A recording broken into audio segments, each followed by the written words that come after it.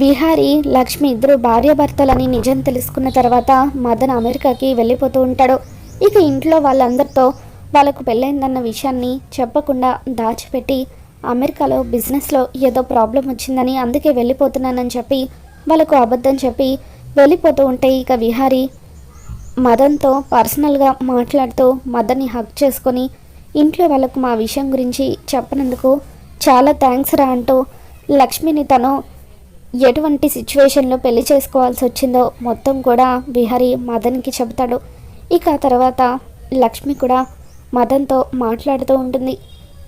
మదన్కి దండం పెడుతూ మా విషయం ఇంట్లో చెప్పనందుకు చాలా థ్యాంక్స్ మదన్ గారు అని చెప్పి లక్ష్మి అంటూ ఉంటుంది. దాంతో మదన్ చచా నువ్వు చేసిన దాంతో పోలిస్తే నేను చేసింది చాలా తక్కువ లక్ష్మి. ఇన్ని రోజులు నీ మనసేంటో అర్థం చేసుకోక నీ పట్ల అలా ప్రవర్తించినందుకు నా మీద నాకే అసహ్యంగా ఉంది అని చెప్పి మదన్ అంటూ ఉంటాడు. నిన్ను ఎంతగానో ఇబ్బంది పెట్టినందుకు ప్రేమ అని వేధించినందుకు నన్ను క్షమించని చెప్పి మదన్ అంటూ ఉంటే అయ్యో మదన్ గారు మీరు నన్నేమీ ఇబ్బంది పెట్టలేదు, అసలు నిజమేంటో మీకు తెలియదు కాబట్టి మీరు అలా ప్రవర్తించారు అంతే కదా అని చెప్పి లక్ష్మి అంటూ ఉంటుంది.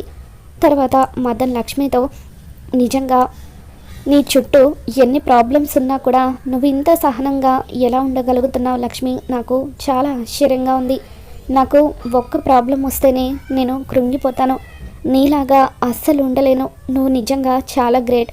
త్వరలోనే నీకున్న ప్రాబ్లమ్స్ అన్నీ కూడా తీరిపోవాలని నేను మనస్ఫూర్తిగా కోరుకుంటున్నాను. నువ్వెప్పుడు కూడా సంతోషంగా ఉండాలని చెప్పి మదన్ అంటూ ఉంటే అప్పుడు లక్ష్మి విహారీ గారు నా పక్కన ఉండగా నాకు ఎటువంటి సమస్య ఉండదు అని చెప్పి మదన్తో అంటూ ఉంటుంది. అసలు విహారీయే నీకు పెద్ద సమస్య అని చెప్పి మదన్ అంటూ ఉంటాడు. అయ్యో మదన్ గారు దయచేసి అలా అనకండి, విహారీ గారు ఎప్పటికీ నాకు సమస్య అవ్వలేరు. ఆయనే నా జీవితం, ఆయనే నా సర్వస్వం, నేను బతుకుతున్నదే ఆయన కోసం అని చెప్పి లక్ష్మి అంటూ ఉంటుంది. నీలో నాకు నచ్చేది ఇదే లక్ష్మి. విహారీ నువ్వే తన భార్య అన్న విషయం ఇంట్లో ఎవరికి చెప్పలేకపోయినా కూడా నీకు విహారీ మీదున్న గౌరవం ప్రేమ ఏమాత్రమూ తగ్గలేదు. పైగా విహారీ నువ్వు భర్తగా ఇంతలా ఆరాధిస్తున్నావు. తను నీకు ఎటువంటి సంతోషాన్ని పంచలేకపోయినా నువ్వు మాత్రం విహారీని కళ్ళతో చూసుకుంటూ ఆనందంగా బతికేస్తున్నావు. ఒకవైపు నేను చూస్తుంటే జాలిగా ఉంది, విహారీని చూస్తూ ఉంటే జలస్గా కూడా ఉంది. వాడికి ఇంత మంచి భార్య దొరికినందుకు నాకు జలస్గా అనిపిస్తుంది అని చెప్పి మదన్ సరే లక్ష్మి, త్వరగా మీ ఇద్దరూ కలిసి భార్యాభర్తలుగా కొత్త జీవితాన్ని ప్రారంభించాలని నేను మనస్ఫూర్తిగా కోరుకుంటున్నాను. ఇక నేను ఎప్పుడు కూడా మీ లైఫ్లోకి రాను, మిమ్మల్ని డిస్టర్బ్ చేయను, బాయ్ అని చెప్పి మదన్ లక్ష్మికి బాయ్ చెప్పి అక్కడి నుండి వెళ్ళిపోతాడు. ఇక మదన్ ఇంట్లో నుండి వెళ్ళిపోవడంతో అంబిక ఇన్ని రోజులు ఈ లక్ష్మిని మదన్ గారికి ఇచ్చి కట్టబెడితే దాన్ని ఇంటి నుండి వెళ్ళగొట్టవచ్చు అనుకున్నాను, అది వర్కౌట్ అవ్వలేదు.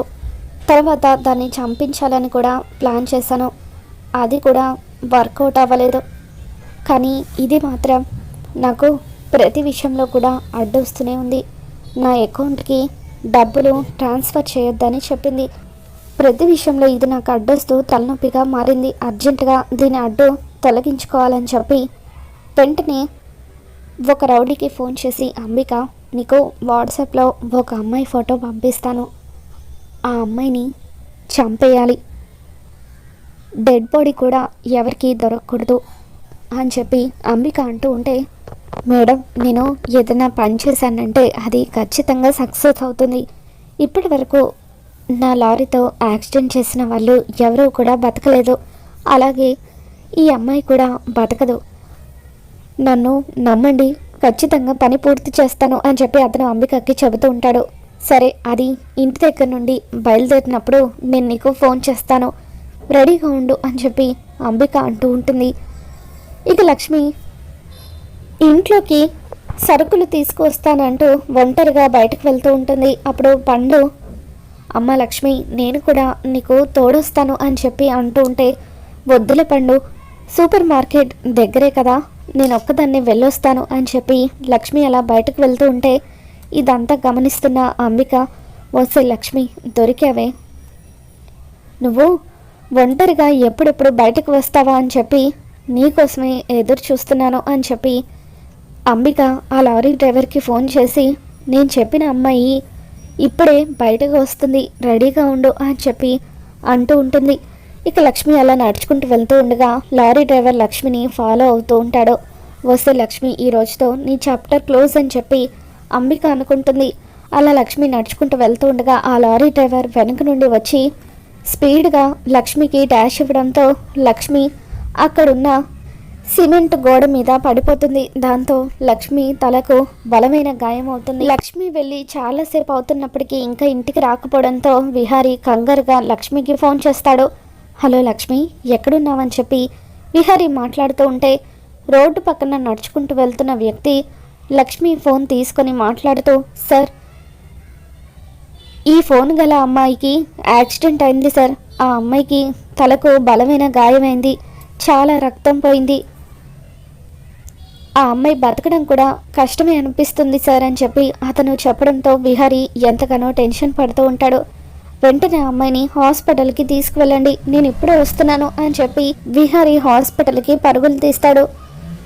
లక్ష్మి తలకి బలమైన గాయమయ్యి రక్తం చాలా పోవడంతో తనని చెక్ చేస్తున్న డాక్టర్ తనకు చాలా బ్లీడింగ్ అయిందని, తలకు బలమైన గాయమైందని, బతకడం కష్టమని చెప్పి అంటూ ఉంటారు. ఇక దాంతో విహారీ, ప్లీజ్ డాక్టర్, తను నా భార్యను ఎలాగైనా సరే బతికించండి, తనకు ఏమీ కాకూడదు, ప్లీజ్ డాక్టర్, మీకు దండం పెడతాను, ఎంత ఖర్చైనా పర్వాలేదు అని చెప్పి విహారీ డాక్టర్ని ఎంతగానో బతిమలాడుతూ ఉంటే, మా ప్రయత్నం మేము చేస్తామండి, ఆ తర్వాత ఆ దేవుడి దయ అని చెప్పి అంటూ ఉంటారు.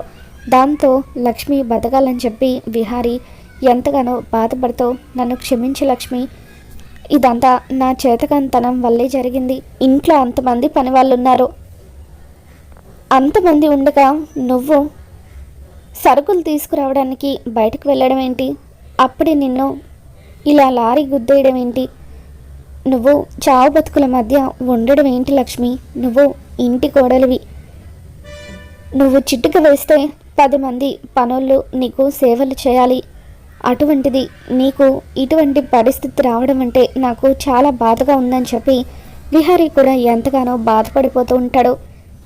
ఇంతలో డాక్టర్ వచ్చి, ఏమండి, పేషెంట్ది ఓ నెగిటివ్ బ్లడ్ గ్రూప్, తనకు బ్లడ్ చాలా పోయింది, ఓ నెగిటివ్ బ్లడ్ గ్రూప్ మేము బ్యాంక్స్లో కూడా ట్రై చేశాము, కానీ ఎక్కడా కూడా ఆ బ్లడ్ గ్రూప్ దొరకలేదు, మీకు తెలిసిన వాళ్ళలో ఎవరిదైనా ఆ బ్లడ్ గ్రూప్ ఉంటే కాస్త తెలియజేయండి అని చెప్పి డాక్టర్ అంటూ ఉంటే, డాక్టర్, నాది కూడా అదే బ్లడ్ గ్రూప్, లక్ష్మికి నా బ్లడ్ ఇస్తానని చెప్పి విహారీ అంటూ ఉంటాడు.